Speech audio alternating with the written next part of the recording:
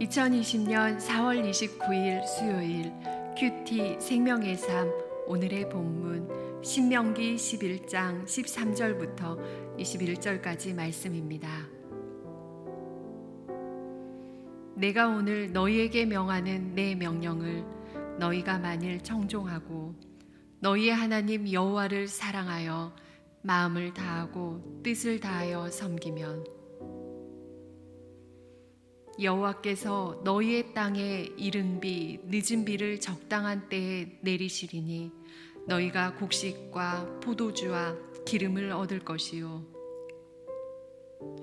또 가축을 위하여 들에 풀이 나게 하시리니 내가 먹고 배부를 것이라. 너희는 스스로 삼가라. 두렵건대 마음에 미혹하여 돌이켜 다른 신들을 섬기며 그것에게 절함으로 여호와께서 너희에게 진노하사 하늘을 닫아 비를 내리지 아니하여 땅이 소산을 내지 않게 하심으로 너희가 여호와께서 주신 아름다운 땅에서 속히 멸망할까 하노라. 이러므로 너희는 나의 이 말을 너희의 마음과 뜻에 두고 또 그것을 너희의 손목에 메어 기호를 삼고 너희 미간에 붙여 표를 삼으며 또 그것을 너희의 자녀에게 가르치며 집에 앉아 있을 때에든지 길을 갈 때에든지 누워 있을 때에든지 일어날 때에든지 이 말씀을 강론하고 또 내 집 문설주와 바깥문에 기록하라. 그리하면 여호와께서 너희 조상들에게 주리라고 맹세하신 땅에서 너희의 날과 너희의 자녀의 날이 많아서 하늘이 땅을 덮는 날과 같으리라. 아멘.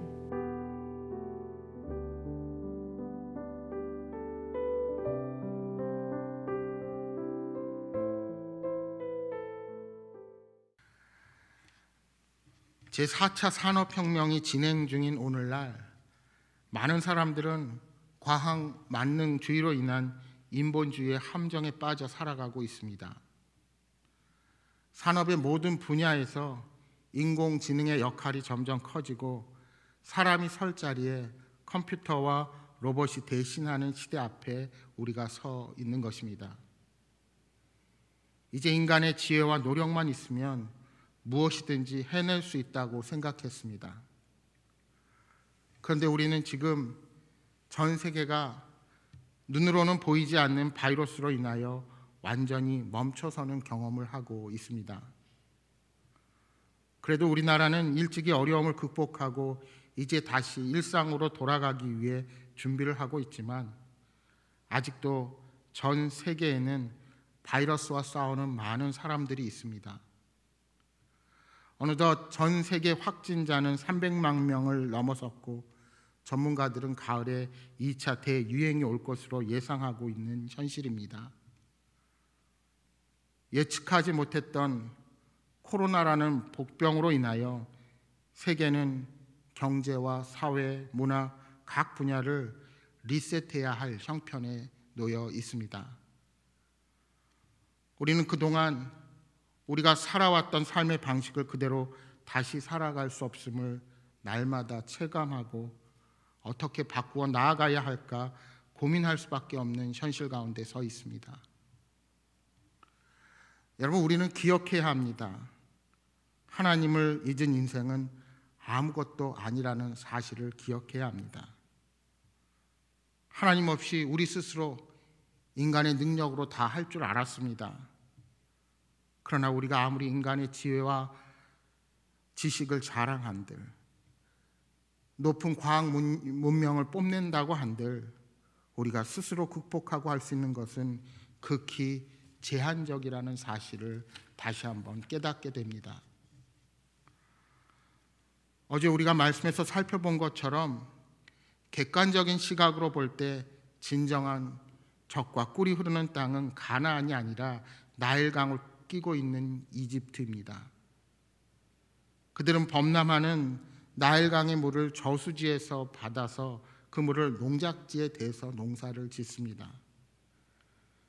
그래서 고대 4대 문명 중에 하나인 나일 문명이라는 거대하고 풍요로운 문명을 그들이 이룰 수가 있었습니다. 그런데 이스라엘 백성들이 들어갈 가나안 땅은 사람이 발로 물을 댈 필요가 없습니다. 아니, 댈 수도 없습니다. 가나안은 하늘에서 내리는 비와 이슬로만 농사가 가능한 땅이기 때문입니다. 그러니까 반대로 비가 제때 내리지 않으면 기근에 시달릴 수밖에 없는 땅이 바로 가나안이었습니다. 그러하기에 모세는 이스라엘이 하나님이 내리시는 비를 의지하는 삶을 살아야 한다고 가르치는 것입니다. 13절에 모세는 자신이 전하는 하나님의 명령을 청종하고 하나님을 사랑하고 섬기라고 다시 한번 백성들에게 당부합니다. 그렇게 할 때 하나님께서 이른 비와 늦은 비를 적당한 때 내려주셔서 곡식과 포도주와 기름 그리고 가축이 먹을 풀이 나게 하실 것이라 말씀합니다. 어찌 보면 이 말은 나일강에서 농사 지을 때와 같이 노력하지 않아도 된다는 말처럼 들립니다. 발로 물을 대기 위한 노력을 하지 않아도 하늘에서 비가 내리니 편하게 보입니다. 그러나 만약 비가 내리지 않으면 어떻게 되겠습니까? 비가 내리지 않으면 곧바로 그들은 심각한 위기에 빠질 수 있다는 사실입니다.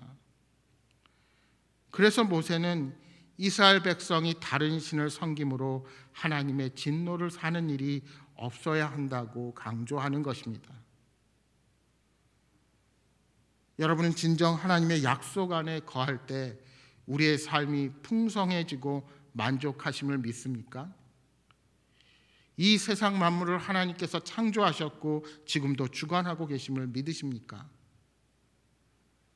그런데 우리들의 삶을 돌아보면 우리의 가정과 일터, 우리들의 삶에서 하나님이 무관한 것처럼 행동하고 살아갈 때가 너무나도 많습니다.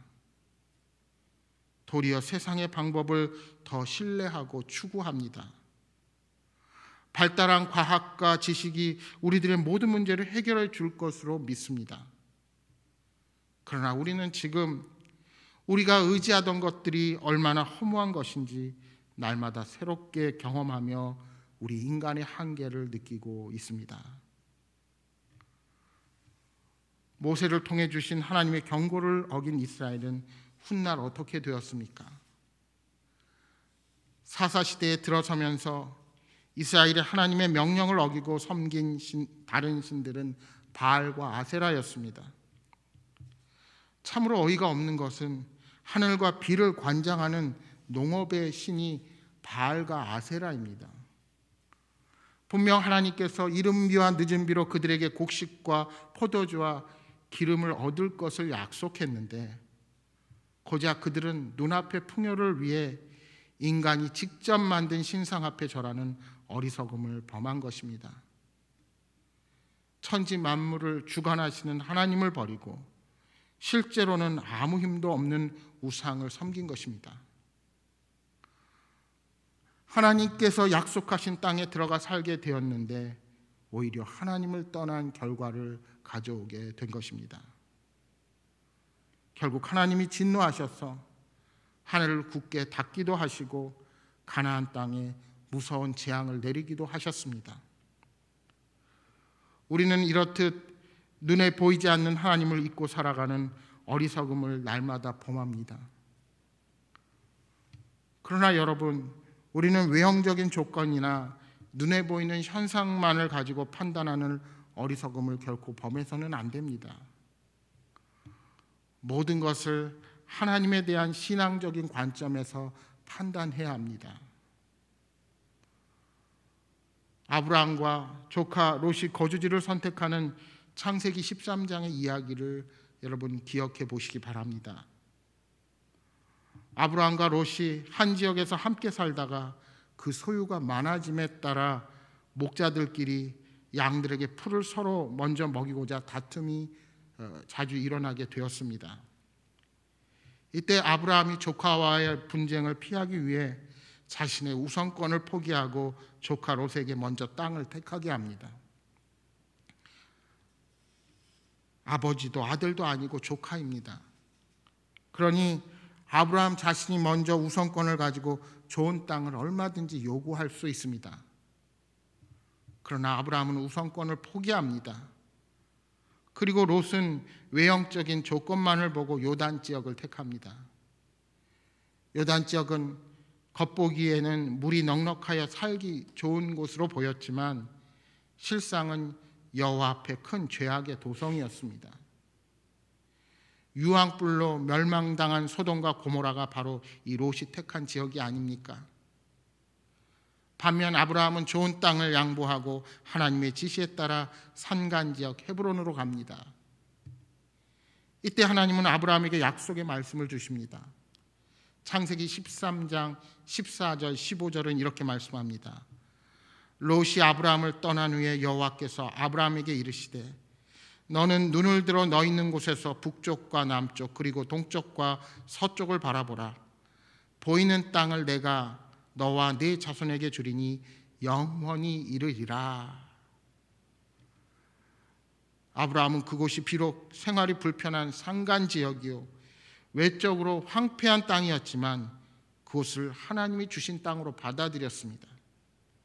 비록 산과 골짜기로 이루어진 척박한 땅이지만 하나님이 돌보시는 땅, 하나님의 눈이 항상 그 위에 있는 땅으로 확신했기에 이 가나안을 젖과 꿀이 흐르는 땅으로 받아들일 수 있었던 것입니다. 결국 우리에게 주는 교훈은 이것입니다.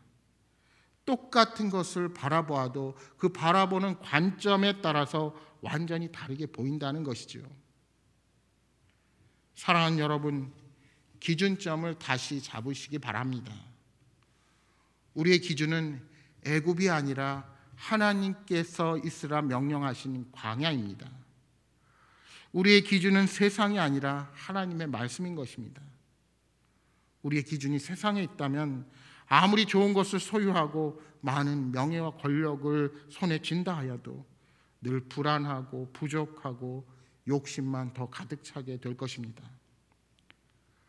그러나 우리의 기준이 하나님의 말씀 앞에 바로 설 때 우리는 어떠한 상황 속에서도 진정한 감사를 드리며 살아갈 수 있게 될 것입니다.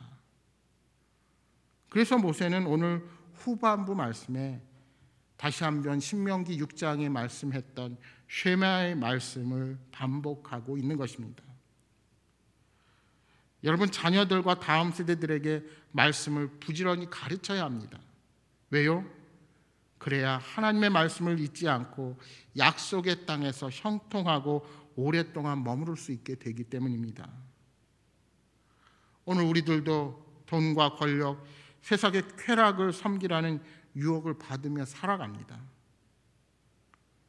그렇기에 더욱 말씀을 사랑하고 배우고 가르치고 삶의 기준으로 삼기를 더 힘써야 합니다. 죄를 지닌 인간 스스로는 결코 우리들의 삶을 스스로 통제할 수 없습니다.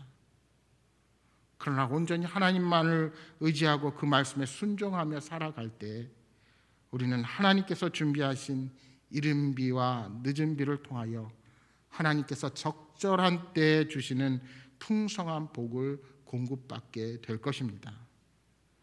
사랑하는 여러분, 오늘 하루도 그 주님만을 의지하며 진정한 삶의 평화가 넘치는 복된 삶을 살아가시기를 주님의 이름으로 축복합니다. 오늘 주신 말씀 생각하며 기도하겠습니다. 주님, 우리가 외형적인 조건, 눈에 보이는 현상이 다가 아님을 명심하고 하나님의 말씀을 통해 주신 약속을 붙들고 살아가게 하여 주옵소서. 오늘 하루도 주님 저희들과 동행하여 주옵소서 하고 기도하시기 바랍니다. 또한 기도하신 것처럼 오늘 수요일입니다. 우리들의 분주한 삶을 내려놓고 하나님을 예배하는 복된 시간이 될 수 있도록 위해서 기도해 주시기 바랍니다. 또한 여러분 가져오신 간절한 기도의 제목 놓고 기도하시다가 돌아가시기 바랍니다. 함께 기도하겠습니다.